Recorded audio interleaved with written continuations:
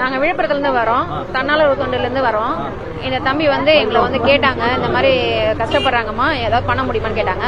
எங்களால முடிஞ்சது நாங்க எடுத்துன்னு வந்திருக்கோம். தண்ணி பாட்டில், பிஸ்கெட் எல்லாமே இவங்க சொல்லி தான் நாங்க வந்தோம்.